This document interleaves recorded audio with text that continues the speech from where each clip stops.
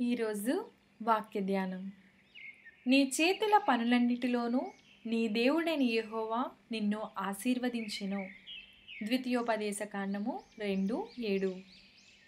చేసే పనిలో పని ప్రతి ఒక్కరూ చేస్తారు. కానీ చేసే పనిలో ఎదుగు బొదుగు లేకపోతే ఏమనిపిస్తుంది? ఎక్కడ వేసిన గొంగలి అక్కడే ఉన్నట్లుగా జీవితం ఉండిపోతే నిరుత్సాహం కలగక మానదు. కష్టపడి పని చేస్తున్నా విజయం రాకపోతే, పడిన కష్టానికి ప్రతిఫలం రాకపోతే నిరాశ రాక తప్పదు. చేసే పనిని దేవుడు ఆశీర్వదించకపోతే అలాగే కష్టపడుతూ పనిని చేయాల్సి వస్తుంది. చేసే పనిని దేవుడు ఆశీర్వదించమని అడగాలి.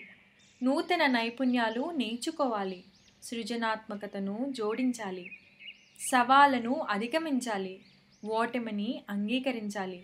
ఓర్పుతో ఎదురు చూడాలి.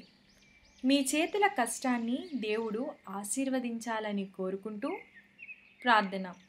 దేవా, మా చేతుల కష్టాన్ని ఆశీర్వదించండి. చేసే పని ద్వారా మాకు అనేక మందికి మేలు కలిగేలా ఆశీర్వదించండి. ఆమెన్. నేటి సూక్తి: మన చేతుల కష్టాన్ని దేవుడు చూచునుగాక, మన పనిని దేవుడు ఆశీర్వదించునుగాక.